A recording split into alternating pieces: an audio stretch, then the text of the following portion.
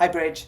Still in the throes of looking after poorly people, but I needed to speak to you because you've pushed it too far this time, and the people working in your office have pushed it too far this time. So a couple of days ago, I was sent some screenshots from a dad of a letter that his MP, Jane Kirkham, had written to you, explaining the very personal and very significant effect this VAT raid will have on his child. To protect the child, I'm not going to go into huge details other than to say this child is vulnerable at the extreme. And Jane Kirkham's letter explains exactly how vulnerable this child is and what direct effects in the negative your policy will have on the child.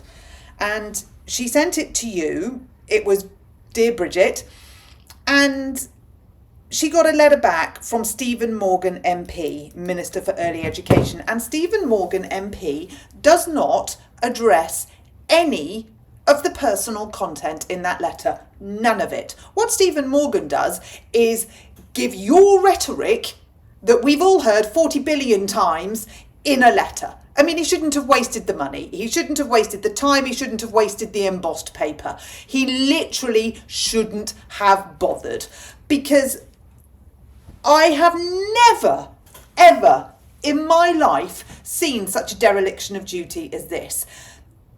Jane Kirkham has written to you. Jane Kirkham's in the Labour Party. She's written to you specifically, Dear Bridget. She has cited some very personal and traumatising reasons as to why a child cannot access state school and what the effects of VAT will mean for this child and their family. And it is harrowing, Bridget. It's not just, ooh, that's a bit sad. It's harrowing. And Stephen has got back, so not even you couldn't even be asked to get your own embossed paper out. You've let Stephen do it. And he has got back to Jane without so much as a, I am so sorry to hear what this family is going through. Nothing. Not a word. Now that, Bridget, that pisses me off beyond belief, because it's another example of you with your head in the sand. It's another example with you don't give a shit. I can't bear it. I cannot stand the fact that there are children in this country who are allegedly represented by you, the Education Secretary, and you are riding roughshod through them. This is actual life, Bridget, and in some cases is very precarious life. And you are ignoring every bit of advice, plea. I mean, people are pleading with you to not impose this policy. You're being taken to court. Rachel Reeves is being taken to court. I mean, how much money is that costing? How much of the taxpayers' money is going to defending this ridiculous case from you?